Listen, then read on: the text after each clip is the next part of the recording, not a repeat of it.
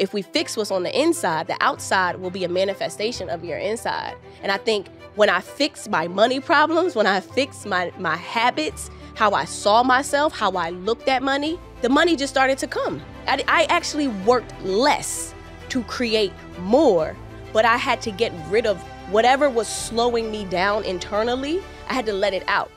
You know what? Here's where I want to begin, because I was on your Instagram this morning, Okay. reading your captions. Okay.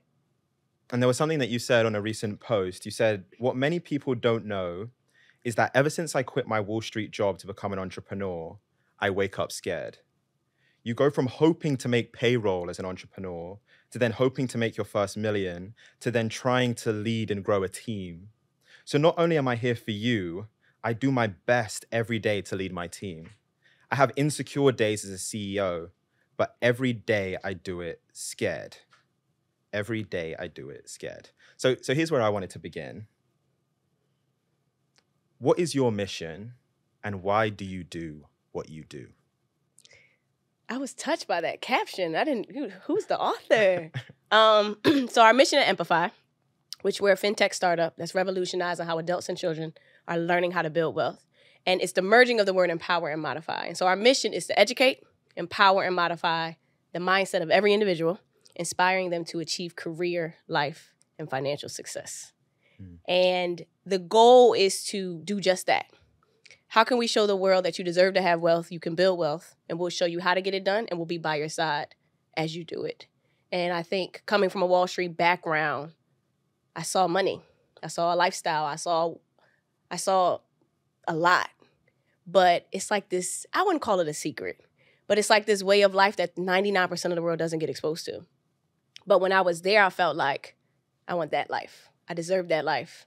Who do I have to become to create that life? And so I took my Wall Street experience, the trials and tribulations that I've been through, the mistakes that I've learned, and I turned it into a company.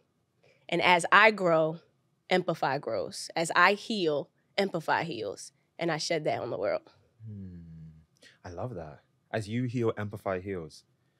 You know what? There was a statistic that I read. So according to the Economic Policy Institute, the top 1% on average make 142 times what the bottom 99% make. Basically everyone else. Mm-hmm. And so I think for most people, when they hear that, it builds resentment. It also builds this feeling of like, I work so hard. Like I turn up to work every day and I put so much into it and I leave every day and I'm tired. And still I'm not even close to reaching that level. And so I'm interested kind of given your experience on Wall Street and dealing with super high net worth individuals. What is one mindset, belief, thing that they're doing that's allowing them to make that much more income than everyone else? So just hearing the words that you said, if someone says that, you're playing the victim. I'm doing this, I'm working hard, I don't have this, I can't have this, you're playing victim. And I think one of the biggest things that I learned being around wealthy people is they believe that they have power and they will do everything to keep it, protect it. And it's not an option, it's a standard. Wealth is, I deserve it, I'm gonna have it, and I'm gonna work for it. And I think that mentality shift is what's different, because we all have the same 24 hours, but it does feel like the people who work the most have the least, but it's because all we're doing is thinking we're only supposed to work. Wealthy people don't think like that. It's how can I value my time to create more and to have more and to do more, but I'm working smarter. Because if you think about it, you're taught to go to school, get a job, pay for school, and then they tell you to buy a house. But there's so many people that have that and they still aren't wealthy. And because that's all we see, that's the cycle that's repeated. But if someone in your family becomes a millionaire, you have a different blueprint. Someone in your family becomes a billionaire, you have a different blueprint. So because 99% of the world is following the same blueprint, they're going to produce the same results. And sometimes the unlearning of those results are the biggest challenge, because it's not what you're doing that has to change. It's how you're thinking that changes how you're operating that has to change. And so I remember just when times were like, I didn't have money. All I thought was I was the victim. I'm this, I can't do this, it's hard. Or people say, you know, their race plays a role, their gender plays a role. And it's kind of like, but what if I knew I was amazing? What if I knew that my race is what put me 10 steps ahead of you? What if I knew that my gender made me just as powerful as you? So if we change the way we see things, we'll start to create different habits, different actions that lead to a different life. And so one of the things that I noticed on Wall Street, they read different, they travel different, they surround themselves differently. And yes, they already are wealthy, but who do they have to become to create the wealth? And let's say they came from money. It's one thing to make the money, and it's another thing to retain it and sustain it. So while, yes, a lot of wealthy people, not all, but some, came from money, it's a lot harder to keep it generation after generation. And so I think mentality was the biggest thing. And that's why Amplify is not about money. It's about the shifting of the mindset. We just so happen to teach you money. I always tell people the sugar is the finance stuff. The medicine is the intangibles that I'm embedding in your mind and your thought process to make you believe you can do this. Once the belief is there and the mentality is shifted, you can give the mind whatever it wants. And so we target the heart, and then we get your mind to operate and think differently. Yeah. You know what? It's so good, but it's such a difficult thing to do. But just that alone. What if we just said it was easy? I'm gonna figure it out. I'm gonna do whatever I gotta do. Because just thinking it's hard, you're gonna move like it's hard. But go ahead. That's a good point. That's a good point that you make. And you know what? I liked what you said about it's like, what's your blueprint? What's your standard? And you know what? Later on in the episode, we're going to get into how people can start to change their beliefs and how to start kind of taking on almost like these wealthy habits and build passive income as well. But here's where I want to start. Okay. I want to go to your early context and understanding what was your blueprint? What was your standard growing up? Like if I wanted to kind of understand your beliefs, your goals around money, what would I need to know from kind of your early years? So mine was actually very unique because I always wanted to be the best. So have the best grades, be the best on the basketball court, on the tennis court. Like I had to be the best. And it was very unhealthy because my desire to be the best came from my belief that I wasn't enough. So I achieved hoping that I got approval, essentially from both my parents. And what we don't realize that a lot of who we become has been created by the life that we lived as kids. And we grew up with that mentality. And so my father worked really, really, really hard.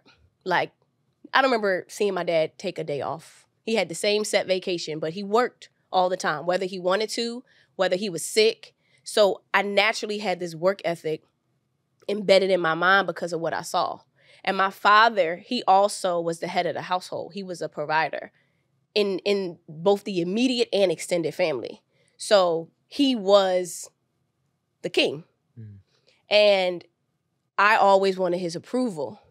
So subconsciously as a kid, I'm going to work hard and do what he did because he is successful, because I want the successful king's approval.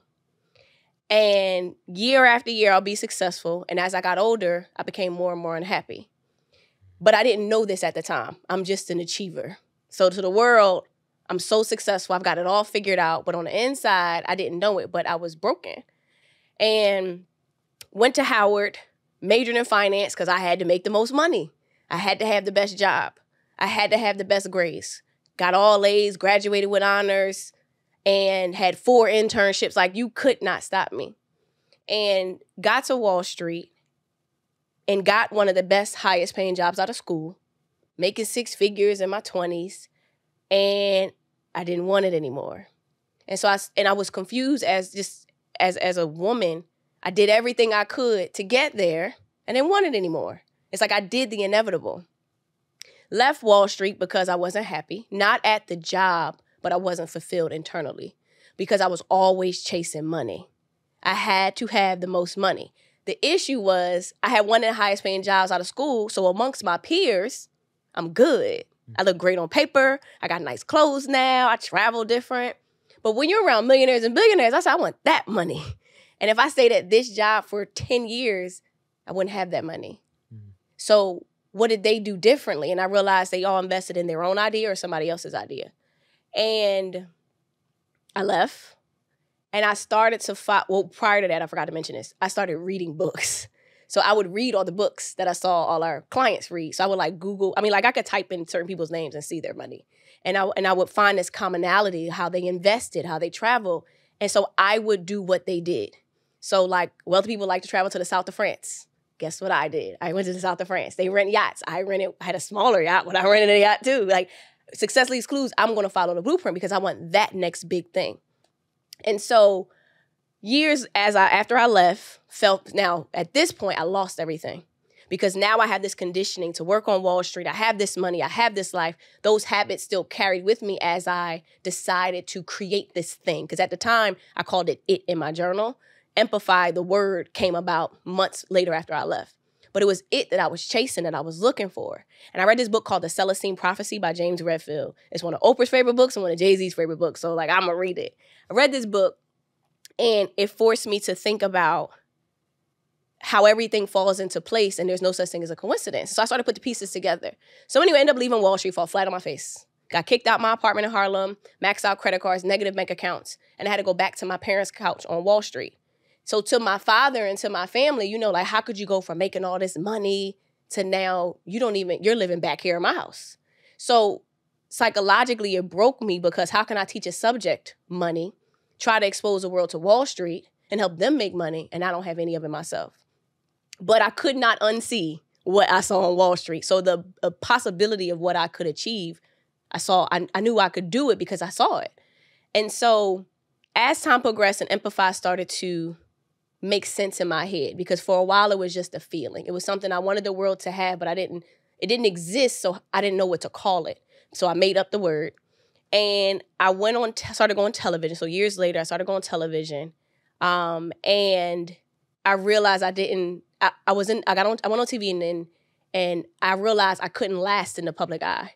I would have anxiety attacks. It was just a lot for me.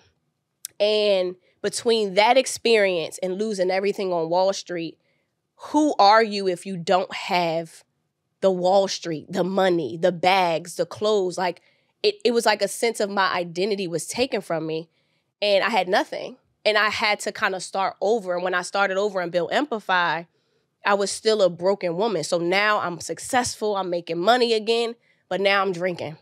Now I'm unhappy. Now I push love away from me. I'm just this unhappy being, but I'm successful and I'm making money now.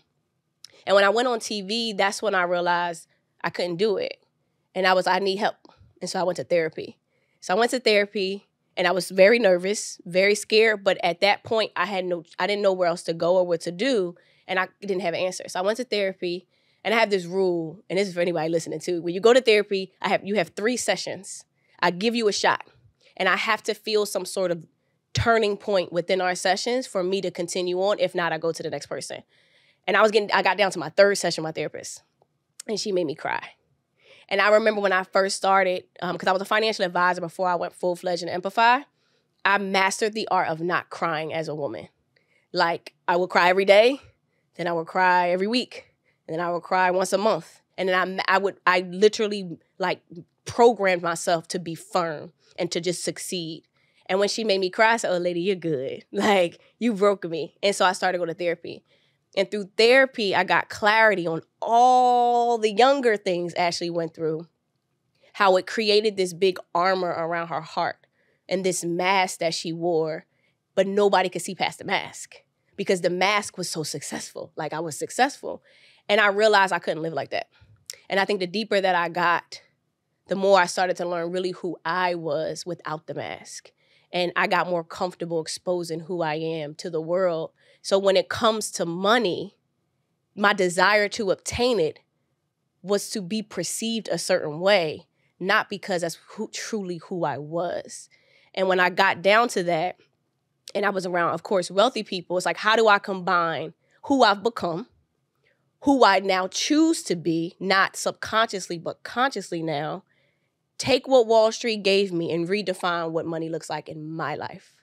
It doesn't have to be you working all day, every day. It doesn't have to be you push love away. What does it look like to you? And I started to realize that I created my life, not my family, not the school system, not Wall Street. It's like, who does Ashley want to be? Because if I'm going to create a company that the world has never seen before, let me become a woman I've never been before. And that's how I look at life. That's how I look at money. And so at this point, you can't tell me I can't do anything because I've done the inevitable. I've removed the mask and walked in my authentic, true self. And I don't care if you love her or not because now I love the person in the mirror. And I don't think I love the person in the mirror for a very long time in my life. You know what? I wanna go deeper, and we're gonna talk more about how someone can. Because I think there's a lot of people that, like, when they really reflect, when they have those real, like, introspective moments and conversations, there's a feeling that there's something broken.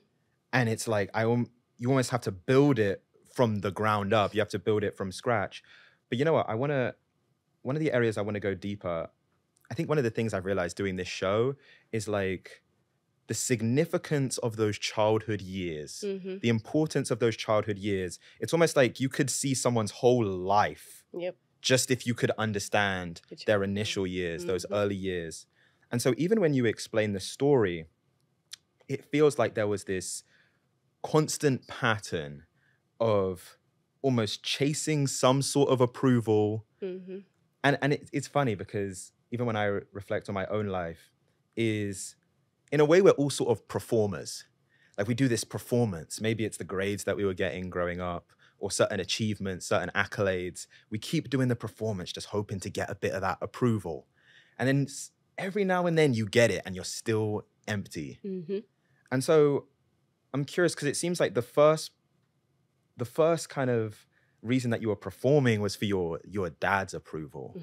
And so what are some of those, are there any stories that come to mind of, like, even just as a kid, some of the things that you would do to try and get your dad's approval? Okay, quick break. So one of the things that I've been thinking about for months and months and months is that I want to make a product for you guys. Something that represents the journey that we've been on, something that is meaningful, that strikes to the mission of what this show is. And I'm very excited to announce our first product, and it's the Stay Delusional t-shirts. And just a quick story. In November of last year, I was sitting at my mum's house. I was living in the guest bedroom there. I'd been working at this channel for years, for 2 years at that point, and we had 600 subscribers, posting every single week. And now, sitting before you today, I have over 100,000. But let me tell you this, I had many moments when I was living at my mum's house where I felt completely delusional. I felt idiotic, I felt impatient, I felt like a fool. And now I'm in a place where it started to work and it started to build traction. But the one thing that's remained is that I have stayed delusional. I have stayed fixated, focused, obsessed on this visualization that I had in my mind. And so that's the message of the brand. For you that's listening, I want you to stay delusional on what your dreams are and what your goals are and what your targets are. And so here's what we're going to do. Go to the link in the description, callum.bio. Sign up to our launch list. For the first print run, we're doing an extremely limited drop. And so the deal that I'm going to make with you is that if you sign up to our launch list, you will get updates and exclusive access so that you are one of the people that get these t-shirts. And without further ado, let's get back to the episode. Subconsciously, it was everything. It was I wanted the world's approval. Like, hey, I'm successful. Do you see me? Tell me you're proud of me. Because my dad was a great provider. He wasn't an emotional lover. And everybody loves their different ways. My dad was a phenomenal provider, but he wasn't the I love you. You're beautiful, Ashley. I'm proud of you. That just wasn't his personality. And I think as a girl, you want that because you're not taught to give it to yourself. And I had to learn that my cup was empty. And it was no man, no parent, no society. It wasn't their job to make me feel whole. It was my job. So I had to learn, how does Ashley love Ashley? I remember, like, my first day of therapy, I went in there and she was like, did you eat today? And I was like, no. She was just like, you don't even take care of yourself. And I never looked at it like that. I'm working. I don't care if I eat. I don't care if I sleep. I'm working hard. I'm successful. But it's like, how don't you take care of yourself? And then she said, have you ever told yourself you're proud of you? And I said, no. She's like, so why do you expect anybody else to do it and you don't do it for yourself? And so when I started to love Ashley and cherish Ashley, it taught the world how I deserve to be loved. And I think from getting good grades in school to like, I remember getting all A's and then I got like a B and my dad's like, well, I didn't get all A's. Or like I graduated with honors. It was always like, you better go to college. Got into college, went to Howard.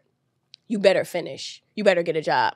4 internships, graduated with honors. You better keep your job. It was always and I don't know how or why he did it, but as a girl, by those comments and versus saying, I'm proud of you, it forced me to go to the next thing because what I had already achieved wasn't enough. So because it wasn't enough for you, it wasn't enough for me. So I'm just going to keep chasing. And I remember this point in life where I moved out my parents' house. I'm making money at Amplify. I'm on TV. I'm featured in the news. And I remember this time I had said something like, Daddy, I'm on TV. I remember exactly where I was in the house. I'm like, I'm on TV. But whatever it was, he just kind of brushed it off. And it was like, and as that little girl, Ashley, it was a feeling of like, I don't know what else to do now. I left the Wall Street job. I make the money. I'm on TV. I'm successful.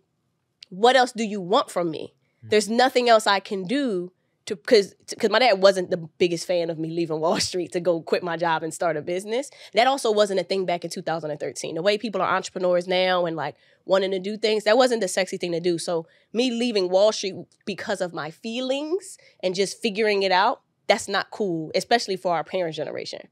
And in that moment, I realized that there was nothing more that I could do to show you that I am successful. And I remember going to therapy. So at that moment, I remember this. I was asked by a very wealthy family to build an Amplify school. Nobody really knows this. To build an Amplify school in D.C. And I always wanted to build a school.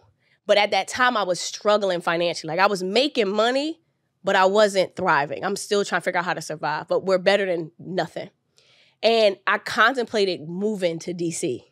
because they were going to give me a lot of money to build this school, and it takes usually 3 to 4 years to prove a school is successful, and I'm up for the challenge. But I had to sit there, and I'm just like, do you want to leave because you're tired of building, because you don't have the money and you're just tired? Or can you stay a little longer, build a little longer, make enough money and do it the LeBron way and build your own school after you made money? And in that moment, I had realized, I was still going to therapy at the time, I had realized that I had no desire to be successful anymore. And I was stuck trying to figure out, like, I done did everything. I hadn't done all my dreams, but I had done the inevitable and it still wasn't approved. So in that moment, it made me feel like, well, what am I doing this for? Or what was I doing this for? Was this for me? Was this for my family? Was it for the world? And I went to therapy, and that's when I realized all these years I achieved hoping someone saw me until I had no reason to achieve anymore. And that's when I had to rewire my mind to think about, what does success look like for you? Like, and all the stories, all the patterns, all the relationships, all the friends, I started to just see a pattern. And that came from me. So at this time, I'm going to therapy and I have a spiritual advisor. And all the pieces were coming together, and I would just see a pattern. And I'm just like, I don't want to live like this. Like, this isn't even my story. This is what came with my life that I've held on to, but what if I let go, you know? And so in that moment, I decided not to move to DC to build a school. I focused on the business Amplify. But I started to do what Ashley wanted to do. Not what I thought my dad would approve, not what I thought my mom would approve, not what I thought my friends would like. It was like, how about we just do what works for you? Because this whole time, you've been subconsciously living for other people. And it took me a really long time to realize that. Why do you think, because there's different ways that it kind of manifests, I think, as a kid. Why was it about being successful? I saw a quote, actually, that you said on another show. You went, growing up, I just wanted to be rich and look good. Yeah, that's all I wanted. Why specifically was that the success? Because there's so many different things it could have been, right? But like, why was it specifically so much about success, about money, about being rich? Why was that so important? Um, the success part was because my dad was successful. And in my mind, my dad had money. I mean, as I got older, I realized we were middle class. But in that moment, my dad had money and he was successful. I want to be like him. Like, but then also certain parts of me wanted to be better than him because he didn't push me in a loving, positive, go ahead, daughter kind of way. He pushed me by motivating me to work harder because I wasn't doing enough. Versus, you did good today, Ashley. I'm proud of you. It was like, what grades you get today? Did you get the job? How many jobs did you get? You know, like something like that. But I feel like, I don't know, like it just was, I don't know. It was I'm gonna do this regardless, and I deserve to do this, and I want to do this. But it was definitely a challenge. But I don't have any regrets. I don't know. You know what? I heard this in a clip, and the speaker goes, he says, "Are you being driven or are you being dragged?" And there's like so many times, in our life where like we're doing something, and even maybe we feel like the pinnacle of motivation. We feel so motivated to do this thing. Yeah. And it like goes back to that same question. Are you being driven or are you being dragged? Is there some sort of inspiration that's driving you towards this goal? Right. Or are you being dragged? Is it what your parents said to you growing up? Is it what the kid at the playground said? Is it this person doubted me when I was younger? And I think for so many of us, and definitely for me in my story, so much of the time it's we're being dragged. Yeah. Feel like we have to. You know, so I like that because part of it, I always use constructive feedback, and whether you want to call it positive or negative reinforcement, that drove me to be successful because I still had a tunnel vision. I think when I got to Wall Street and I made the decision to leave, that was the beginning of me not being dragged or driven, but being guided. Because something outside of me said, this is not it. I'm not happy. I don't know what happy is, but this is not it. There has to be something more out there in life for me, and I'm going to figure it out. And that's interesting. That's actually what the Celestine Prophecy is about. He literally goes through Peru trying to find answers and find these insights in life. I'm going to find the answers. I don't have to have the end result. I'm just going to be guided.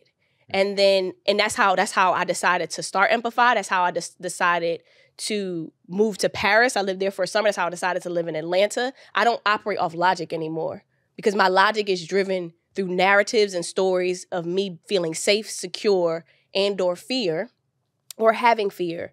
Where guided is something, it just feels right. It's whether you're spiritual, religious, your gut feeling, it's what feels right. This doesn't feel right, I'm not doing it. And that's why it's interesting now because I'm not driven by money. You could give me $100 million right now and I would not stop doing what I do because money was never the reason I started. Money was the reason I went to Wall Street, which is probably why I left because it wasn't something internal that was pushing me. It was something external that was driving me. For me, I operate off of what feels right, which is an internal thing. But yeah, for a long time, I would just, I don't know. This is a very deep conversation forcing me to think, but I was living for the external, but my internal was broken. And it's like, if we fix what's on the inside, the outside will be a manifestation of your inside. And I think when I fixed my money problems, when I fixed my habits, how I saw myself, how I looked at money, the money just started to come. I actually worked less to create more, but I had to get rid of whatever was slowing me down internally. I had to let it out, which is very scary because you have to relive certain things. You have to have conversations that are uncomfortable, and you have to confront the darkest pieces of your life. I am not afraid to go deep. If I find something that is off with Ashley, I literally have 2 executive coaches, a therapist, a spiritual advisor. I go to Qigong. I spend hundreds of thousands of dollars on me because I know what it means to work on Ashley, and I can't let a day go by where I don't come first. Because if I don't work on Ashley, then nothing on the outside of me is going to work. So it's a standard now. Like, not going to get help is like, and again, you're always an evolving being. There's always more to learn. But I've seen what has come from letting go of what has been holding you back on the inside to then freeing yourself to create all the things you say you want.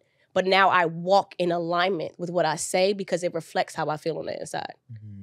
No, This is a very deep conversation. It makes sense. That's what we do here. It makes sense. You know what? It's like it's an interesting, almost like dynamic of life that we spend so much time in pursuit. Mm-hmm. And a lot of the times it's like the pursuit is logical. Yep. Like there's all of these logical reasons and you can like plot perfectly the path. Like if I get the Wall Street job and then I get the promotion and then I do this and then this and then this, it's like perfectly mapped out to where you should reach this end goal where you're just happy and everything makes sense. And I think it's like funny even hearing it in your story. The one moment where you felt it in those, I don't know what it was, that first 25 years was when you threw out all the logic.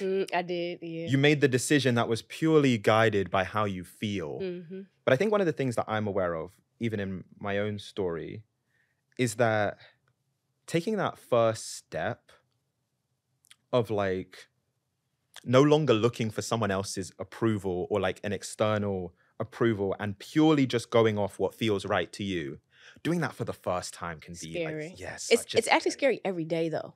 Mm. Because you can't also unsee what your mind has. Your mind is just a bunch of experiences piled together to form a thought.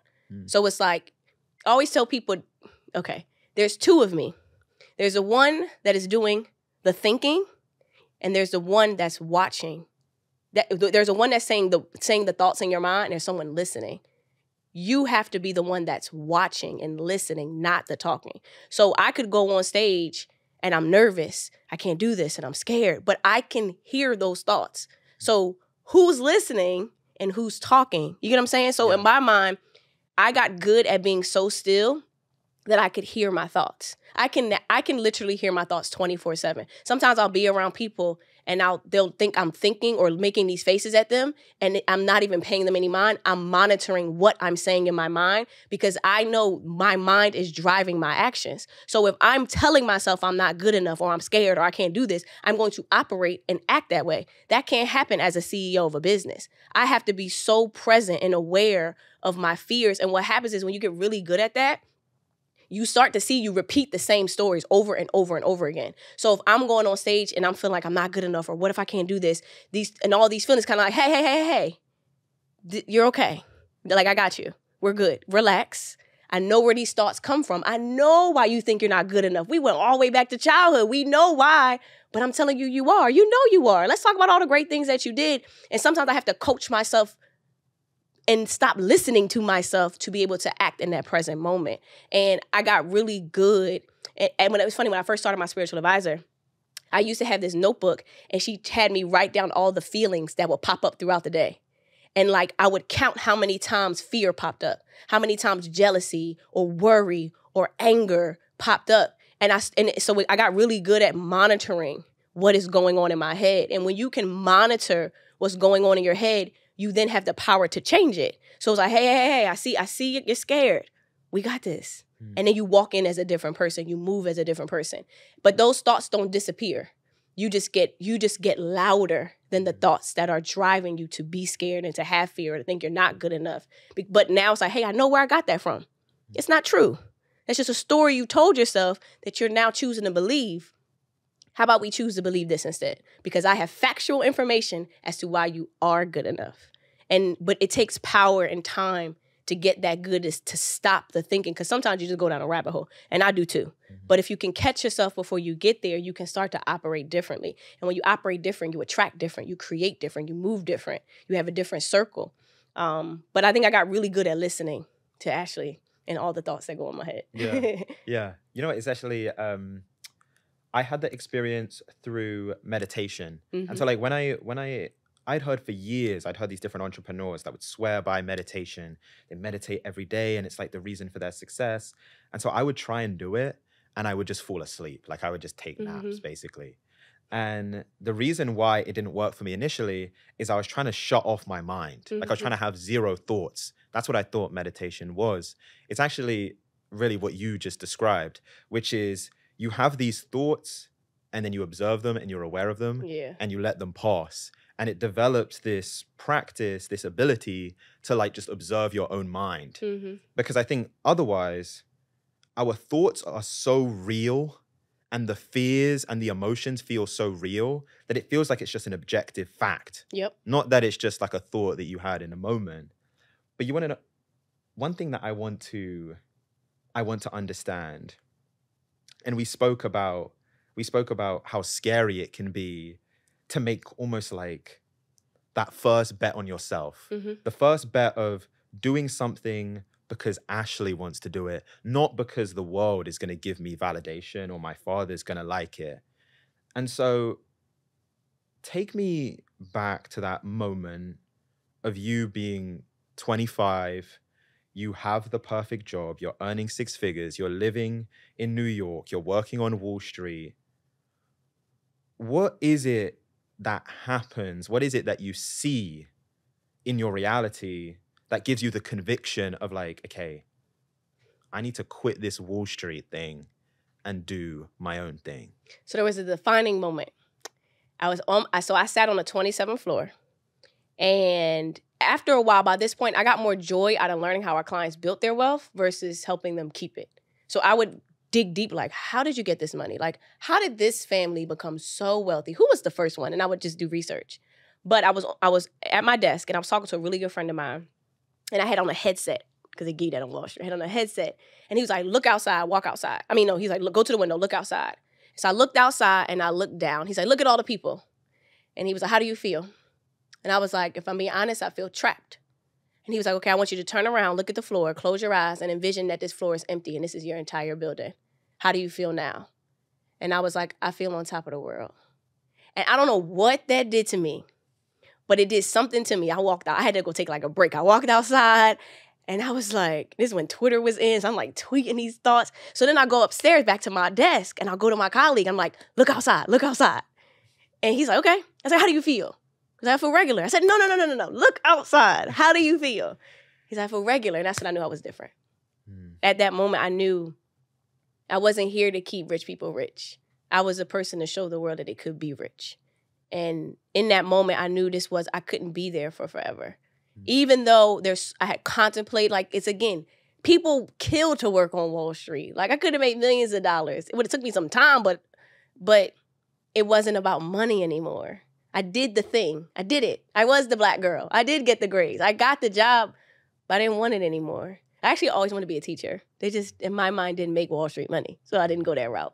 But it was that moment that was like, am I the only one here that wants to be the client? Like, does nobody want to be the client? Like, are we all okay? Because we get good bonuses, but I wanted to create something. I wanted to be the client. And I think I just saw what was possible.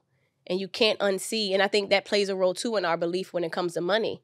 You didn't see money the way I saw it, so I wouldn't expect you to feel like you could have it. If I'm in your bank account, I'm sitting in the meetings with you. I'm talking to the investors who are helping you invest. I'm looking in your trust. I'm seeing what you do. I'd be crazy not to implement it. And it didn't intimidate me because, of course, they started with $100 million. I started buying stocks with $100. But if I can get to that, I could work towards that. So because I saw it, it meant it was possible. I didn't care about the color of your skin. I didn't care who you were, what your last name was. If you can do it, Ashley Fox can do it. And I'm going to figure it out because it was possible. I didn't see that prior to Wall Street. I think I was blessed to create that. I think it's in my DNA from how I was raised and the things that my father and my mother and my family represented. But it was that defining moment where it's just like, this isn't it. There has to be something more. Now, I did not know what it was, but I knew Wall Street wasn't it. That's why I left, and I didn't know what I was going to do. I left. You know what? I want to know what happens next. And when I say I want to know what happens next, I mean like the next day, the next week, the next month. And here's the reason why I ask. There's so many people, at least that I've spoken to or I've heard from, that they've kind of had that moment where they've been in the office, or maybe it's when they get home after work and they're pouring the bottle of wine and they're drinking at the dinner table. They've had the moment of like, this is not it. But then it ends there. They go to sleep that night, they go and turn up for work the next day, and it keeps on going. And internally, they know that like they should be doing more. It feels like they should be doing more, something different. Like you said, it feels like they're different, but they just keep turning up. And so I'm interested to know like what happened the next day, what happened the next week, what happened the next month that you actually followed through on what happened in that moment. The Celestine prophecy happened. So when I read the book, the first 10 pages, the first insight is no such thing as a coincidence. So therefore, everything happens for a reason. And you never could tell your life going forward, but you can always understand it in retrospect. So it's like, okay, and he goes through Peru trying to find these insights. And every day, every meeting, everything leads him to the direction he's trying to go. So I started to pay attention. And so everything fell into place. So at that moment, there was a friend that I had who was really good friends with a basketball player. And he had a business manager. And he helped athletes invest in companies like Amplify. And I felt like I didn't really care to work with athletes, but I'm like, athletes don't know anything about money. I knew at that point I wanted to give the world financial education. I needed to take everything I saw on Wall Street, give it to the world. I would tell my colleagues, I'm going to do this. And then they would make fun of me like, oh, actually, you're going to do this. They were just really making fun of me. And it's just like, no, you don't understand. Nobody knows this stuff. And I was just excited to do it. And I got connected with the guy. It was a group of guys from Harvard. And they were starting this company helping athletes invest in startup businesses because athletes don't have sustainable wealth. They make money, but they're rich, but it's not sustainable. And so I'm like, I could do that. Okay. And so he just so happened to say you want to come work with us. And I was like, we talked money. It was less than what Wall Street paid me, but I also had $30,000 when I left Wall Street. So I'm like, and then I also had just got my real estate license. So worst case scenario, I was going to sell houses in New York. I had $30,000. Worst case, I could go back and get another job. I work for one of the biggest banks in the world. So I was like, let's just try this out. But this is not it. I don't know what it is what's next, but this isn't it. And I quit and had this big old quitting my job brunch in Manhattan. I had 50 people come to this brunch. I was like, I'm never going to wear stockings again. But it was that book. That book, it was like I met this guy who just so happened to be just started a company. I loved the mission. I felt like that's a stepping stone to give pieces of Wall Street to the world. Let me just do it with athletes. And so I was working with him. And so when I left, I was working with him. And then everything went downhill after that. Then I got kicked out. I just was still living like I had a job because I was traveling. I was traveling still, burning through my $30,000. And I had to go back home. But even then, after that, I got connected with a guy. One of my really good friends connected me with a guy who helped me start a financial advisory business. So at this point, I had all my security licenses. So I'm like, oh, I could be a financial advisor, but I'm not working with rich people. I'm working with everyday person. So I had this event in Philadelphia, still getting kicked out, by the way. I was going through an eviction process in court. And I had an event in Philly and 100 people showed up. And I was teaching about money. And that's where I started to get all my clients. So at this point, I had the licenses. All I had to do was partner with companies because I had access to the products and services. Let me bring the products and services to the everyday person because I understand the financial products. Let me help the everyday person get to these products. It was like a step down from Wall Street, but we're going to get there for people. And so I built this financial advisory business. And next thing you know, I had a financial advisory business. And I opened an office a year or so later. I was one of the top producers. And then again, this wasn't it. I made the money and I was working so hard. I was successful. But I'm like, this isn't it. I'm only talking to 12 people a day. And that's if I kill myself. I need to reach the world. And I also was making a lot of companies a lot of money. And I'm like, you would never talk to these people if I didn't exist. I am the middleman. But I got more joy out of education versus implementation. So I said, I want to teach this. I don't want to give you a product. I want to teach you about the products so that you feel safe to talk to these companies on your own. And then we started to teach kids. And that's when Amplify became a company. When I let go of being a financial advisor, I taught kids for free in 2016. I was teaching 6 classes for free. How can I take what I gave these adults and put it in the education system? And in 2017, we were in 26 schools in the city of Philadelphia. We got a contract with the school district. And that was the first year Amplify made money. So I had let go of, it's interesting, I had to let go of Wall Street. I had to let go of being a financial advisor. I came up with the word Amplify in 2013. But it took me 4 years to get clear on what I felt the day I left Wall Street, to be able to actualize it and to turn it into a business. And I think I didn't force it. I just kind of was just going with the flow, because it got to points where I wanted to quit. And my mom was like, well, you want to go back to Wall Street? And I was just like, no. She's like, well, you got to keep going. And after a while as an entrepreneur, you're in too deep, you can't get out, and you know too much, you can't go back. So I was stuck. It was the only way I could go was forward. And I always tell people, when you start a business, because it's not for everybody. I know what it feels like to be at a job, to make a lot of money, to like it, to enjoy it. I know what it's like to be at a business, to love it and enjoy it. And I know what it feels like to be at a job and hate it, and run a business and also hate it. It's all about perception. But when you're doing something that is so much bigger than you, it's my duty to do this. I was created to heal so that Amplify could change the world. Because as I healed more as a person, Amplify got better. That's why I'm so obsessed with the fact that I have to work on me. Because if I don't, I see the impact. Just the other day, I pretty much had like a whole meltdown. But I hadn't talked to my spiritual advisor. I wasn't going to Qigong. I wasn't doing the intangibles to take care of Ashley, and I spiraled out of control. But I've been there before, so I know what I got to do to get back. But in that, I saw what happened in my business. I saw how I started to treat people. And it's like, I can't afford not to be the best version of Ashley to do the thing that I want to give the world. So I have to be the best. So again, my spiritual advisor always says, Amplify was created for me to heal. It's like my child. I want to be better for Amplify. So it works out for both of us, and it works out for the world. You know, I think it's such a powerful story. And the reason why, I think there's so many people, and I know this was me a few years ago before I found the podcast, because it's similar. It's actually funny listening to you talk about Amplify. It's the same for me with the podcast. Like, to a certain degree, I feel like it saved me. Mm-hmm. This is like my savior doing this, because it was like what I was meant to do. Mm-hmm. And I remember before I started the show, it was like I was constantly looking for like what's the thing that I'm meant to do? Like, what was I put here to do? What's the thing that it comes easier to me than other people? Mm-hmm. And it would always elude me. I would try all these different things and it wasn't it.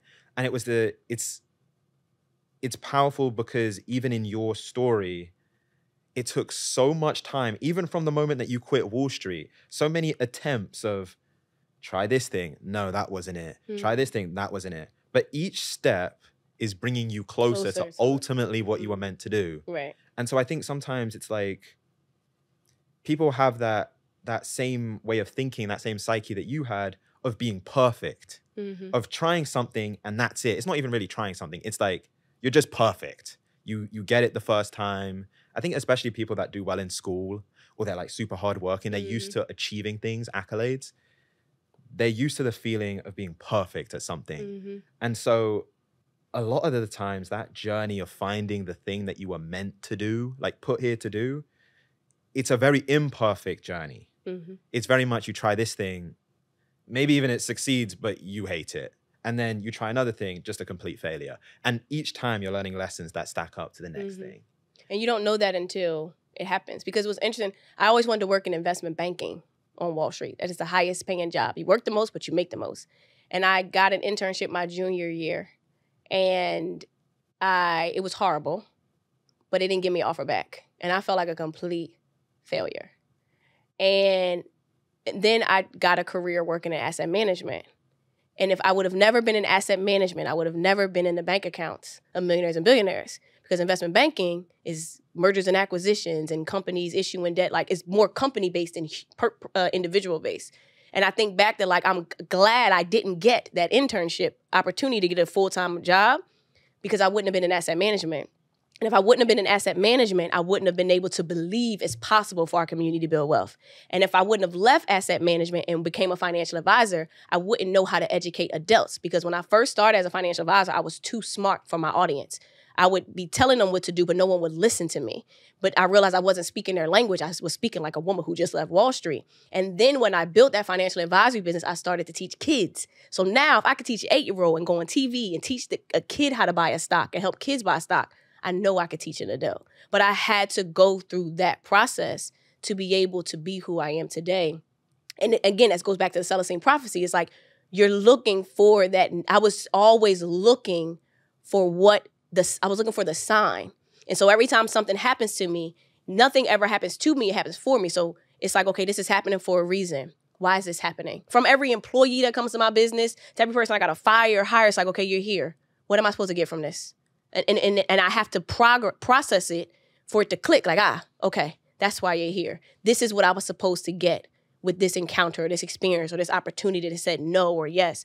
And I became very intuitive. It's like every piece of my life is a story, and every piece is the puzzle. I need to make sure I understand the puzzle. And I might not get it right then and there, but I always can connect the dots. But I intentionally live that way, though. Most people are just living. Things just happen to you, and it's just like, woe is me, or this is wrong. And it's like, why is this happening right now? From the president that is in office, or who's getting, like, what is this supposed to do for us? What are we supposed to, how are we supposed to respond? How are we supposed to learn? What are we supposed to feel? Because I always tell people, whatever emotions come out is what's on the inside. So if somebody makes me angry, it's just like, you didn't make me angry. There's anger on the inside of me. Well, where did this come from? Let me get it out. You were put on this earth and this experience for me to release what I need to let go of. If not, you wouldn't be in my life. You're only here to get me closer and closer to who I truly am in my core. So everybody is a blessing, and everybody's here to teach me something. But that's how I live my life, because that way I don't play victim. That way I don't blame anybody. That way there's always a mirror that I'm holding up on how I can be better as a person. You know what's interesting? Because I left my job 18 months ago, and it's kind of similar to your story, actually. When I left, a few months after I left, I went from living in the Lower East Side in Manhattan to back where my mum lives in New Jersey.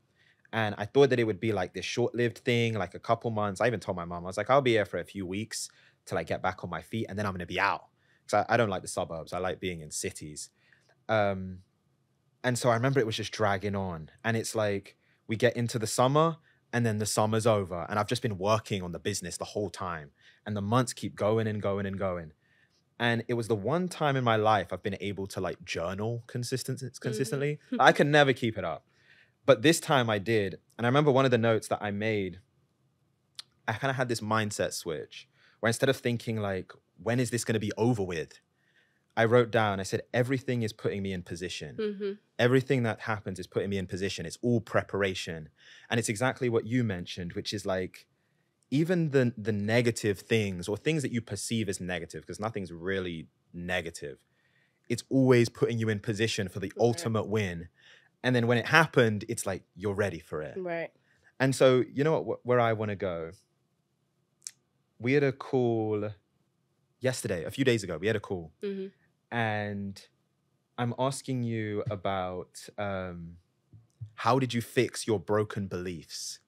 How did you fix your broken beliefs? And you said, I went to therapy. And I say to you, okay, what motivated you to go to therapy? And you say it was, you went on Jim Cramer's The Street. No. So that, I was broken on that. That scared me, and I ran. Years later, they asked me to go back on TV, and I went on Fox News, and I was really good. And I'm like, okay, this is happening twice in my life. Like, I tried to run from it.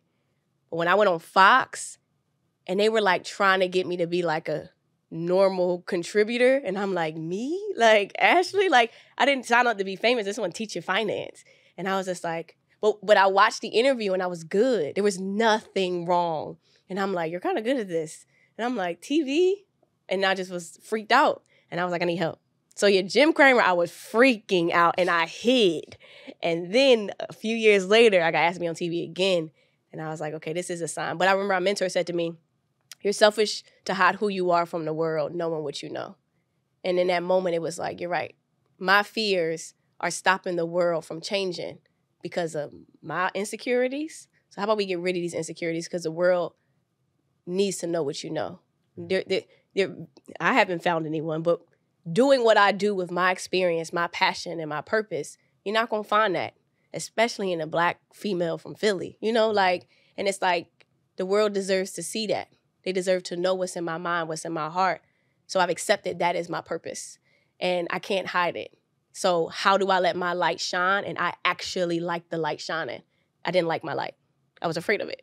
So I was like, okay, clearly you don't like the person in the mirror. So if I don't like the person in the mirror, why would the world love her? And the world will love Ashley when Ashley loves her. And when she loves her, Ashley wouldn't care if the world loved her anyway because she's so busy loving herself. Therefore, your love is extra. I love that. What was you said your mentor said something that you knew something that had to be shared with the world. Mm-hmm. And it was almost like it's an injustice that you don't share it. Yeah. What was the thing? What is the thing that you knew that had to be shared? Well, I saw on Wall Street just the money, the life, what they read, how they thought. You just don't see that every day. Like, it was so crazy. It was points where, like, I would be in the bank accounts of our clients, and our team, you had to have at least $25 million. So if you had like 5, they don't have money.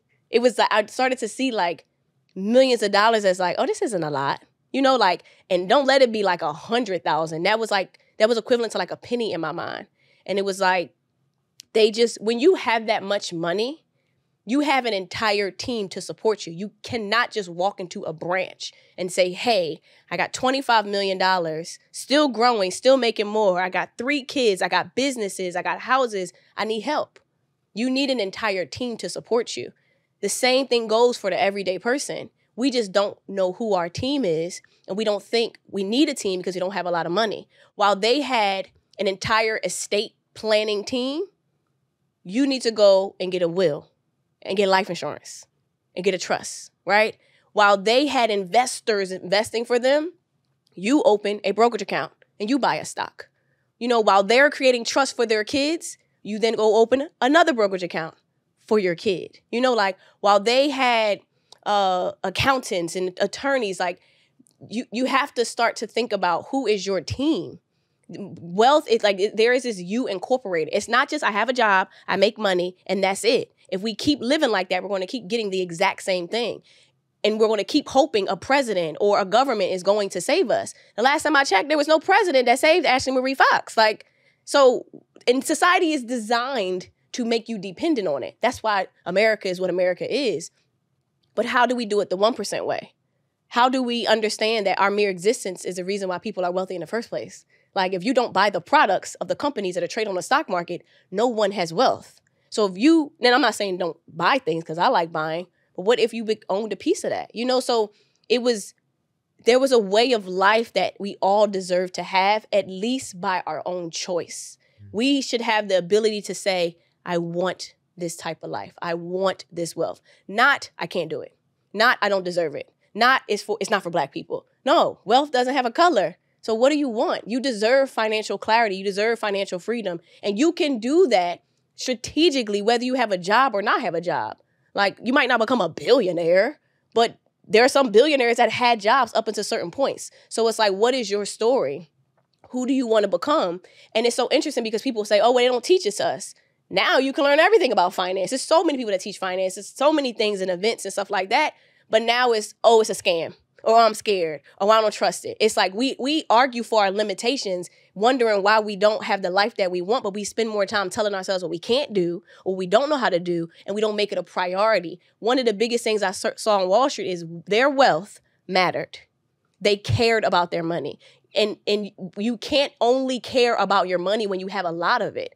How do you, like, if you don't care about your money and we have a little of it, you don't deserve to have it. Start making it a priority. If you don't want your kids to grow up and struggle, then you don't do the same thing that your family did that led you to struggle. But sometimes we can't step outside of our mere existence to see how we're subconsciously living a life with no intention.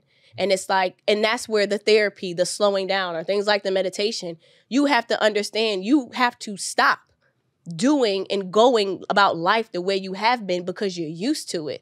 And sometimes that's hard. And the older you get, the harder it is. That's why I like teaching kids, because they weren't there yet. Like, you can't change an adult. You can shift a child's mind. You can shift an adult's mind, but it takes a lot of time. And the older you are, the more you're stuck in your ways.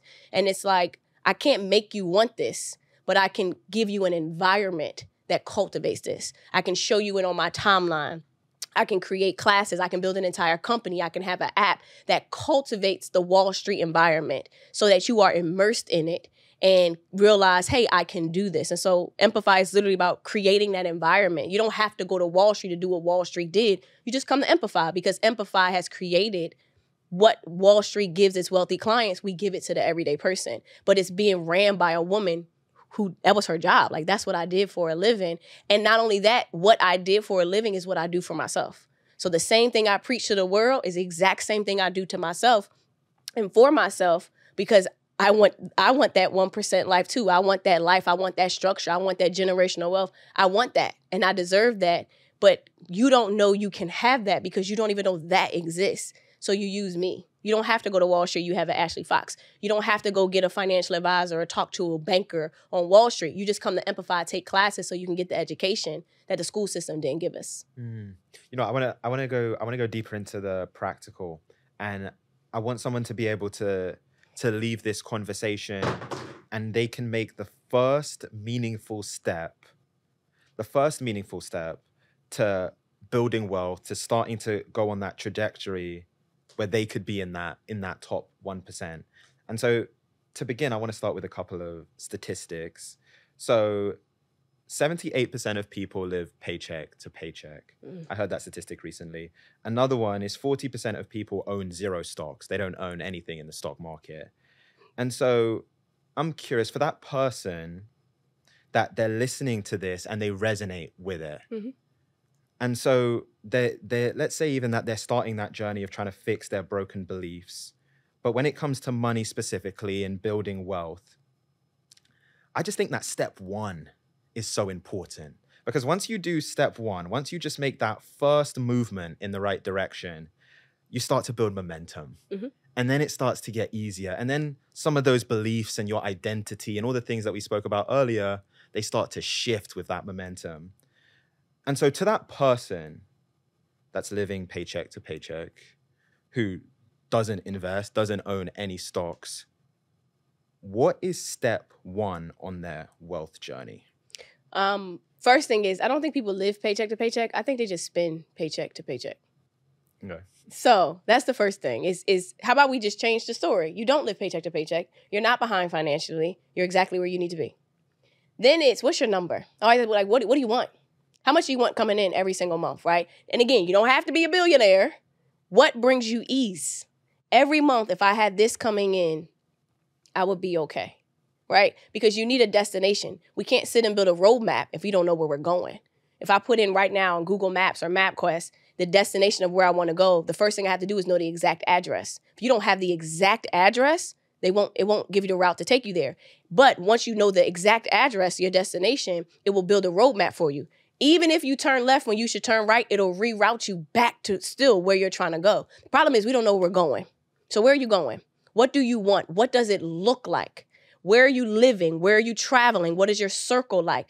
And it's like, put yourself into a space of creating that script to the movie that you want to live. Get really, really clear on that. So what is your number? And you have to really think about that. And again, not billions of dollars, but for financial ease. The second thing is, or the third thing, third thing. The next thing you would do, I would say, I don't care who you are, you need a brokerage account.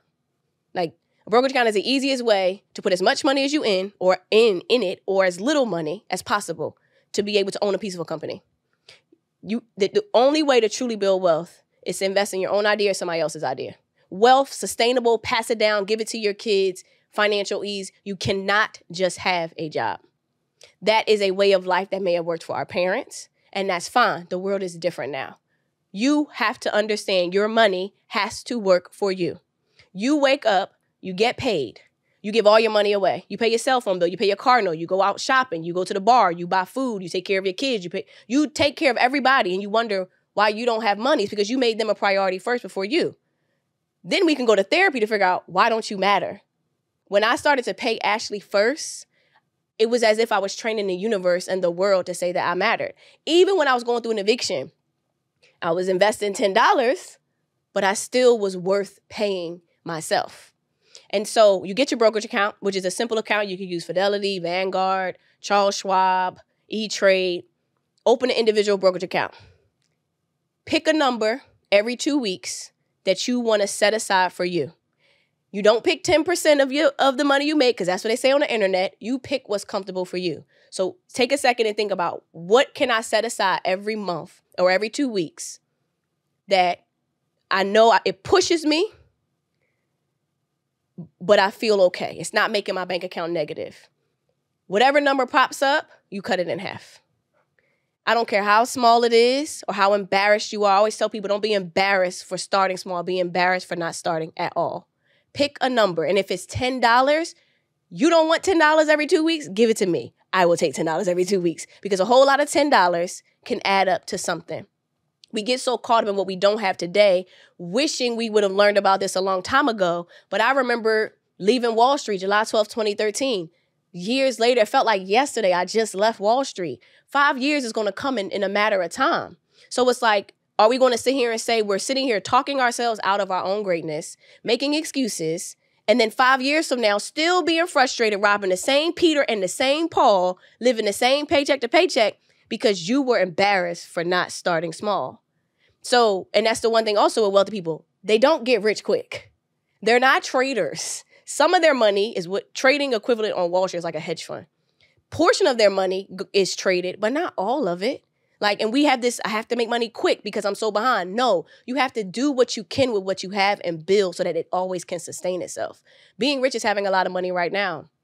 Being wealthy is having money generation after generation where your kids are set. I want that money because I've had money and I've lost it. I want to make sure it never runs out. And that is why like the Rockefellers or the Walton family can sustain wealth because they're not just trying to get rich quick and have a lot of money. They want to make sure it lasts forever. That is what we need to think about in our family. And that is not something that is taught, that is caught.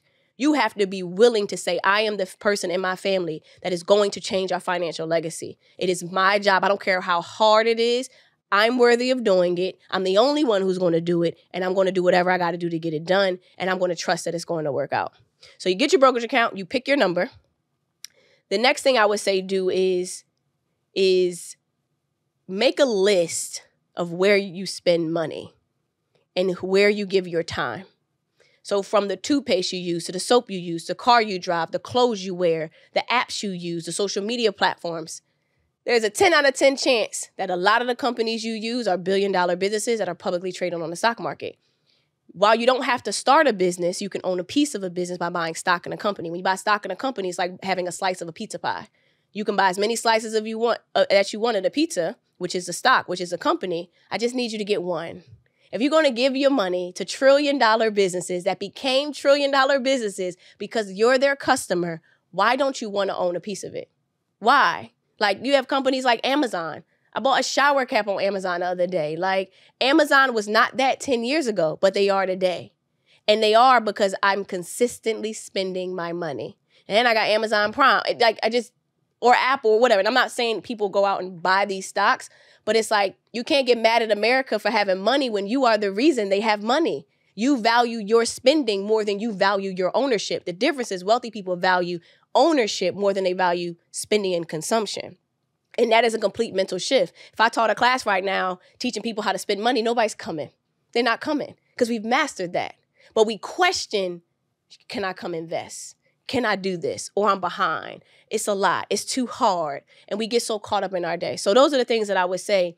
And once you make that list, you want to look up the company on Google, type in the company name and stock. If a chart pops up, and that means it's a publicly traded company. That price on the screen is what it costs to own a piece of a company. You have some of the trillion-dollar businesses that exist today that are less than $200. And I guarantee you gave them more than $200 or hours and hours of your time, which led them to be a trillion-dollar business. And then forget trillion, you got billion-dollar businesses. But either way, we have to shift how we think. We're so caught up in the day, I'm behind. You keep thinking about behind, you never can see what's in front of you. And at this point in the economy, it's about time we learn how to invest. There's going to be another president. Laws are going to change. The Fed is lowering interest rate. Now's the time. Like, the best time was yesterday. The next best time is today. We have to do something because, again, I don't want people to look up 5 years from now. I wish I would have went to the Amplify class. I wish I would have. We're so busy wishing, but we're not doing. And I think that is one of the major differences with the people I saw on Wall Street. Building wealth was a priority. It was non-negotiable. Like, and I understand because that's how I feel. My family is going to be set for the rest of their life because my father did it when he passed away, and Ashley Marie Fox is going to do it. And guess what? If I decide to have kids, my kids are going to do it because I've created something now. Not just passing down money, but passing down habits, passing down mindset shifts. And that's what we have to cultivate. And it's very hard to do, but it's possible for us to get it done. You know what you said? You said building wealth must be a priority. Mhm. You know what? I just want to make it so real for people because even as you're speaking, I can like I can hear the excuses, and I love what you said about starting small because I can even hear one of the excuses being like, oh, what is $10 going to Yep. do? Or even where we're at right now in the economy. Oh, I hear on the news that we might go into a recession or there's an election coming. Like we come up with so many excuses to delay the action. Oh, Mhm. it's not a good time to invest in the stock market right now. Can you share some success stories or examples of people that have started investing small? I don't know if it's $10, $15, $20 a month, and what that has led to. Mm. Because I just really want to make it real for people because I think sometimes you hear invest $10 and because of where our mindset is and because we tend to think short term, it's like, what is $10 going to do? But then you hear these stories of people that did that over a number of months, years, and where they ended up, and now it becomes real. Mhm. So can you do that? You have any examples, success stories of people that have done that? So we have an app called the Wealth Builders Community app, which is thousands of people in over 24 different countries. Literally, we're like the Netflix of finance. And they come in, opening their first brokerage account, buying their first stock, but consistently learning, consistently taking classes, and consistently being in this environment. And a year, not even a year later, like 4 or 5 months later, not even, no, 3 months, because you get a dividend in 90 days, they're getting their first dividend. Whether it's $5, $10, $20, and they're posting on our timeline, oh my gosh, I got my first dividend. And they're excited about here's the thing, we are not excited about the money. People are driven by progress. There's a woman in our app who's in her 70s. Her 70s. Came into our app about 2 years ago and started investing. And she's built a portfolio, 6-figure portfolio. And she also now has a financial advisor. And I had a session with her, and she makes more money for herself than her financial advisor. And she's like, I don't understand why I have this when I'm making more money for myself than what they did. But instead of trusting that advisor and not knowing what was happening, she trusted herself and knew what she was doing. And this woman's in her 70s. So for the people who feel like they're behind, if this woman is in her 70s and she shows up in the app, she comes to all of our events, she's investing consistently, she still works and has money on the side and has her investment accounts, but she's still going. There are people in our app who started with $20. She won an award at our conference this past weekend. And she's talking about, I remember when I worked really hard to get my first share of Amazon, and now I have this many shares. And she's just so excited. And all she does is talk about what she's investing in. These types of people are who comes in our app. The people who are afraid, who've never invested before, who don't have a brokerage account, they're coming in. And in literally less than 2 years, collectively, all of our members have invested over $6.1 million. And essentially what we do is like, you buy your stock, I buy my stock. We just calculate all of it. And collectively, we invested over $6.1 million. And these are people who had no idea what they were doing the moment they got into this app. Mm-hmm. Now our race is to 10 million. By next year, we want to do 20 million. At some point, we're going to invest $1 million in a day because all it takes is for people to believe that they can do it. Once you buy your first stock and it makes sense, once you get that first dividend and you realize, wow, my dividend checks are going to grow every single 90 days because I have DRIP turned on, which is the dividend reinvestment program, and I'm contributing more and more and more, my income is going to rise because I started. And it's like when you had your first child, you didn't know how to be a mom or a father. You had to grow to become the best version of you and watch your child grow and evolve. But we expect so much of ourselves. And I always tell people, like, you're not supposed to know how to invest. You didn't come from money. You didn't work on Wall Street like I did. Why would you think you didn't learn it in school? So where were you supposed to learn it? We were going to walk outside and walk to a bank so it's like, how much of it is your fault versus the environment that you were brought up in? And it's like, when I let go of the fact, I don't know this, it's okay. Times are different. I want different. I deserve different. I'm going to start. And so there's over 3,000 people in our app, and I could bring any one of them on this show because they didn't come into this app because they had it all together. They came into the app because they needed help, and they knew we could help them get it together. And now they're in an environment of people who's doing it. Is everybody rich? No, but are they on track? Every step you take gets you closer to your destination. But if you sitting there having a conversation about why you can't get to the destination, you're never going to get anywhere. I'd rather you talk and walk at the same time, step by step, brick by brick, share by share, to create the life that you want. Because I promise you, and I would say by the time we had this app for 5 years, there are going to be people making thousands of dollars a month because they started the moment they hit this app. And I always tell people, I don't get you rich quick. So I'm not going to get you rich quick. But I can make sure, God forbid, something happens to you, your kids are going to be set for the rest of your life. Not because I read it in a book, but because I did it. My daddy did it. And I saw Wall Street do it. And I'm going to give you the blueprint to get it done. And that's exactly what Amplify does.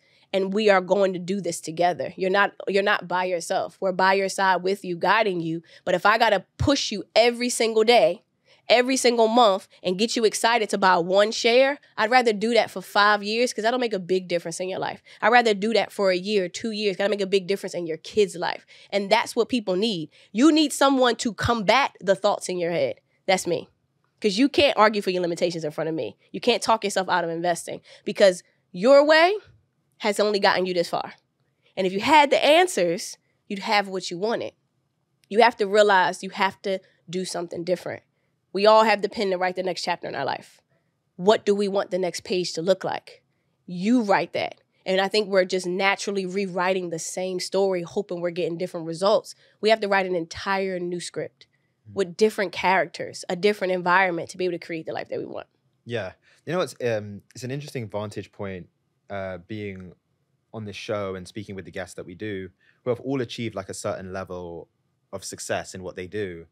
And one of the things, and you even mentioned dividends, is people, and this is what I've seen with wealthy people, they get to a certain level of wealth where their money is just making money off of itself. Yep. And that's actually paying for like their lifestyle and their day-to-day. It's like they put their money to work. It's like they're not working hard anymore. It's just like the money's making money off itself. And so I guess passive income. If I wanted to start building passive income, what are like the initial steps of that? Like, what does that process look like? And when can I start doing it? So there's multiple ways you make passive income. I'll specifically talk about from an investing standpoint, because I'm not telling anybody to quit their job. I'm not telling you to go put all your money in the stock market. I'm saying with what you have available, put it to work, because you can't get wealthy using a savings account. You're not going to get wealthy only working. You have to use your job as your investor. Take the money they give you and invest in yourself. They're investing in you. They're giving you money. Take that money and invest in you. And don't look for a quick return.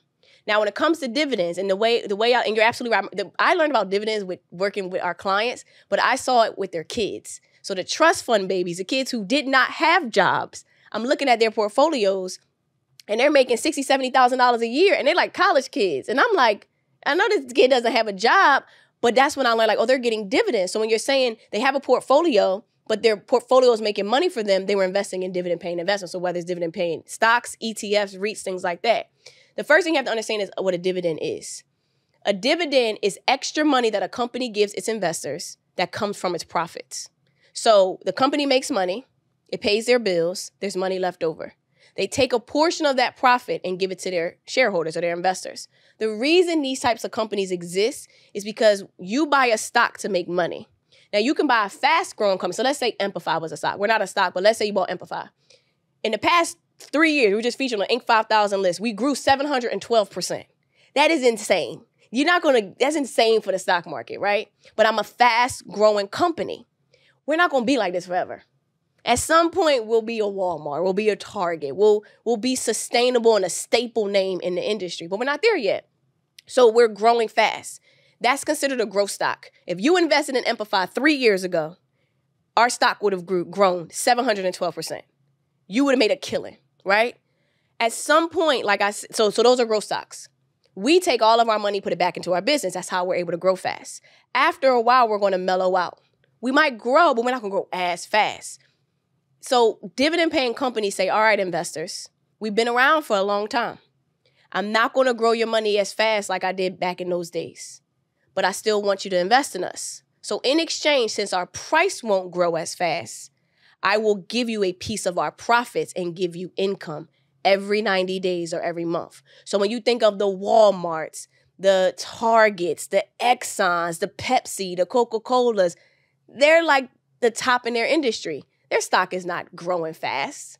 They're pretty boring, if I'm being honest, but they share their profits. So now you can invest in this stock and they give you a certain amount of money for every share you own, and it's predictable income. As long as that dividend check comes, you're getting paid every 90 days. You don't have to work at the company. You don't have to do anything, but the checks will clear. Now, will it take time to build a portfolio? Absolutely. It's just like if you bought a house and your tenant was giving you $1,000 in rent, but you want $10,000. You got to buy 10 houses. So with dividends, you don't have to spend all the money it costs to buy a house. You can buy a stock for $50 and get a dividend. So you have to buy a whole lot of shares to be able to have sustainable income, or income that can replace your current income. So it takes time to build, but this is how people retire. We think about people who get pensions. Where the money that comes from a pension is the money are invested in dividend-paying investments, and they just share the profits that they're getting, the dividends that they're getting with you. That's why the money can last. Or when people have checks coming in from cases or things like that, they're investing in key things that can produce predictable income. So when you think of that, if you're an investor who wants to retire, you need stable income. Not like Amplify one day could be up 712% and then we could be up 200% or down. Like, you can't live like that. And not everybody has that risk tolerance. So you have to ask yourself, what kind of investor are you? Do you want the flip? Do you want, but now that comes with a risk. Just as fast that we grew 712%, Amplify could go out of business maybe in 2-3 years. We probably could last a good 3-4 years. After that, if we stop, we're not sustainable. We still got to build the company, build the brand. But whether or not you go shop at Target or not, Target's not going anywhere. Right? Like, they're not they're so big. You got companies that are making billions of dollars, but also paying out billions in dividends. So the easiest way to think about it is, what kind of investor are you? Are you trying to get crazy swing? Because again, like, you're trying to make 200-300%. I'm not a trader. I'm not going to teach people how to trade, but you can sustain income and make sure you have money for the rest of your life and for your kids by investing in dividend-paying investments. And that's why as you get older, you look for stability, you look for income. You're not looking for fast growth. And again, maybe part of your portfolio is and maybe part of it isn't, but it's a way for you to build income. And the same thing with like REITs, real estate investment trust. You can invest in a real estate company that owns, operates, and manages commercial real estate. They get rental income. They do all the work, but by law, they have to pay you dividends. And so now you can walk into a mall and own a piece of it because you're a part owner of that REIT. You're getting that income. So again, while you might not be getting millions of dollars up front, you can make more money than a savings account is paying you right now. And even now, the Fed's lower interest rates, you're going to be making even less in your savings account. So where else do we go? If the savings account interest rates are dropping and they only move at the fluctuation of the economy, you can't depend on that. Our jobs are going to pay you what they pay you. What else are you going to do? You can go start a business, but it took me years to even, and I still don't feel like, I still got to wake up. I work harder in my business than I did in my job. I'm still figuring it out. I don't ever have to question my dividends because I don't ever have to question the boring big old companies that are paying them. You have dividend companies called dividend aristocrats. They paid out dividends. They've been paying them for 25 years. Never missed a payment. And every year they pay you extra money just because they want to keep you happy. $1.66 trillion of dividends was paid out last year. 1.66 trillion, and it's up 5% from the previous year. You mean to tell me you don't want any of that? And remember, the dividends come from the revenue they make. You contributed to that. The way I see it is, if I'm going to pay a Verizon bill, and Verizon pays the shareholders dividends, well, Verizon, let my dividends pay my cell phone bill because I've been paying you since I was in the 8th grade. And that's kind of how I look at it. While I still run my business, I still make money other ways. But what if I can let wealthy people, billion-dollar businesses, give me some money too? And I can contribute, and that can contribute to my overall incorporated of the wealth that I'm building for myself and my family. Yeah, no, I love when you say you have to make wealth a priority, and it's a good example of that.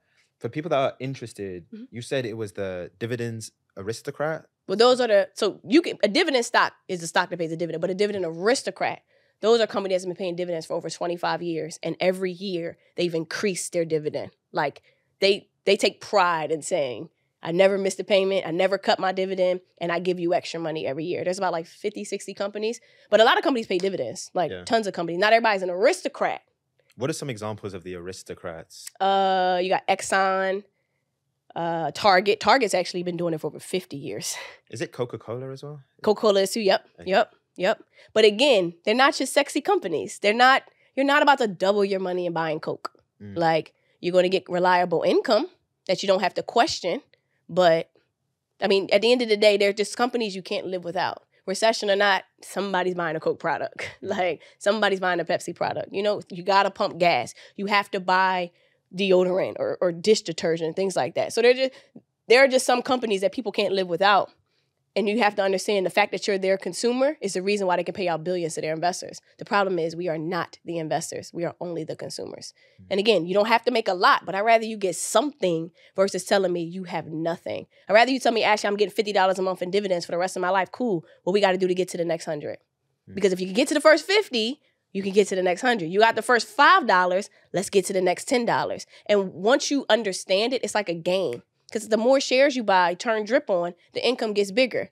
The moment you can buy the stock one time and get paid over time and never have to buy it again. Now you buy more shares to get more income. But again, it's like you buy a property. You own that property.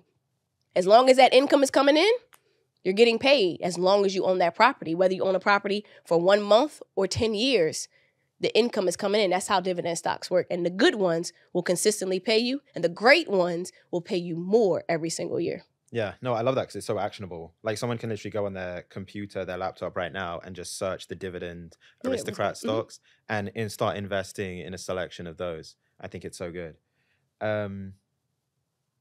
Okay, here's where I want to end.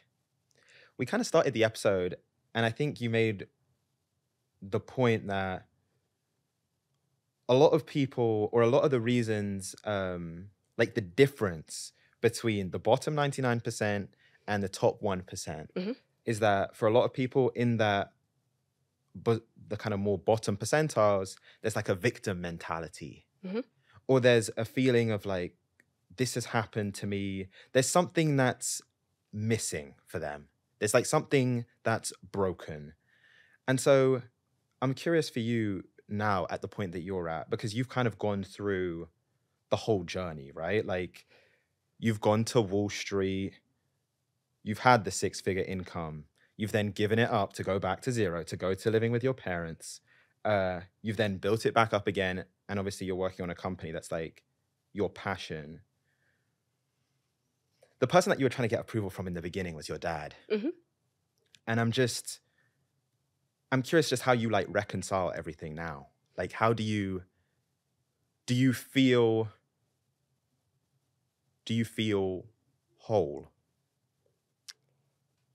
Every day I work, I feel a lot more whole than I ever been. I think you got the best version of Ashley today. You got this, there's no better version of Ashley. Now, in that moment of wanting the approval from my father, learning just everything I've learned about myself. My dad passed away last year. And even in that moment, I still wanted approval. Because when you feel like you weren't good enough, you're always trying to make sure you are good enough, hoping that your parents see you as good enough. I got to a space where I accepted, my dad might not ever say that. And that's okay, because he did the best that he could with what he had. But when my dad passed away, my whole world turned upside down. It made me realize that my company was good, but we probably would have lasted about 3.5 years and there would be no more Amplify. And I didn't like that because I stepped outside my business for 6 months. And I was grateful that we were okay, but we weren't thriving. And I realized my business needs me to thrive, but I need to build a business that can thrive whether or not I'm here or not. And so it forced me to want to create something that was sustainable without me. But during the time that I was out and all that I learned, I think I learned more about my dad and his passing than I did when he was alive. Because my dad had hundreds of people at his funeral, like of all walks of life. And it's like, I didn't even know my dad knew this many people. And it made me understand who my dad was to the world. And I learned that I'm like the second version of him.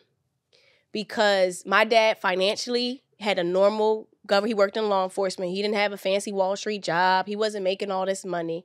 And he'd been doing that for, I believe, over 30 years. And when I saw what he left us, so much that my family is set, it has money for the rest of our life. And I was the one who kind of gathered all the money. Like, I'm the money girl in the family. And you would have thought my dad went to the Amplify school all his life. And it made me realize, one, where'd you learn this? And two, maybe it wasn't Wall Street that caused me to build Amplify. Maybe it was already in my DNA. Because everything that my dad was for the world is what I am for the world. Well, for his community is what I am for the world.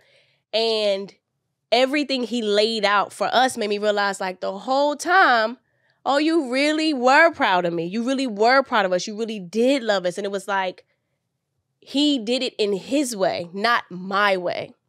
And so when I saw all that he left us, it was like, I got to do this. I got to get tighter, because he was sharp from every account. He had everything in order. But it made me also realize that if he could do it, anybody could do it. Now, you may look at me like, she worked on Wall Street, you know, she makes money, regardless if I lost anything or not. But like, he didn't start with a fancy job. He was in law enforcement, you know, like, he didn't, you know, he was, to this day, would have still been in law enforcement. He was about to retire, but you get what I'm saying? So it's like, if the everyday Black man raised in the 60s can make sure he provided for his family while he was living and in his passing, you can't tell me you can't do this. But now, not only do you have someone who is the recipient of generational wealth, you have someone who is also the creator of generational wealth, someone who has worked with millionaires and billionaires, someone who has taught these topics in the prison system, someone who has taught children. There's no aspect of money I haven't seen at this point. And so it's like, I got his blueprint, saw how he did it, because I went through all the paperwork, the recipient of his blueprint, Wall Street's blueprint. I can make Amplify 100 times better now, because now I can't unsee what someone who wasn't a billionaire did to create generational wealth for his family. Let me show you how he did it. And so I wouldn't even change the feelings that I had growing up of feeling not good enough, because it makes sense now. Like, and I can't control how the story panned out, but it was like, I became much more clearer in who I am as a person because of my dad. You know what I'm saying? So it was like, you can't tell me you can't do this, because he did it. And he was raised in the 60s. And he didn't have a work from home job. He wasn't making money. Like, the world is different now. And it's like, if my dad can do it for us, then I'm going to help you do it for your family. And then and when he passed, it also was like, it's my duty now. Like, you did this for us. I got to make sure I take care of us. I got to make sure I take care of the world. And I'm going to embody everything that he did. It just so happened to be called Amplify. It just so happened to be this idea that I thought came from Wall Street, but it's like, no, this is in my DNA. There was an Amplify in his heart. I just gave it a word, and it turned into a company. And I think that's why I'm here today. Yeah, no, that's special. And you know what? I want to say, first of all, condolences on the death of your father. And it's special. It's phenomenal what he did. And so here's where I want to end. If you could almost have like one more conversation with him, let's even say he's listening to this right now. Ooh, you gonna make me cry. We can't cry. What would you tell him?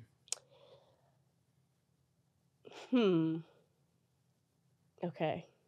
I think I would just say thank you. Like, because me and my dad were like, we were so, oh my God, I want to cry. I can't cry. Do people cry on this show? Sometimes. No. Whatever you want. We were so identical. Oh my gosh, I can't cry. Okay. Fine. No. Okay. I would say thank you. Oh my, I can't do this. Woo. Okay. You're good. Okay. Okay. Whew. Okay. I would say thank you. Yeah, that's all I could give you. That's special. To be honest, that's everything right there. And I think for any parent, that's like everything. Just that your kid would say thank you. They'd be grateful. You're good. That's what you said to your therapist, right? Yes. Okay. That was in a moment. She made me cry too. Yes. No, that was good. Yeah. I would say thank you. I think that'd mean a lot to him. Yeah. Ashley Fox, very special episode. Thank you so much for coming on. All right, guys. Okay. Yeah, we're all good. Thank you. Thank you. And I have makeup on. Thank you so much for watching this episode. I hope you enjoyed it. It's really a dream for me that I get to do this. It's surreal that this is what I do full time and every week. So if you enjoy the content, if you enjoyed the conversation, the stories, please hit that subscribe button. It helps us immeasurably with growing the channel, with getting guests, all of those things. So please hit that subscribe button, and I'll see you next time.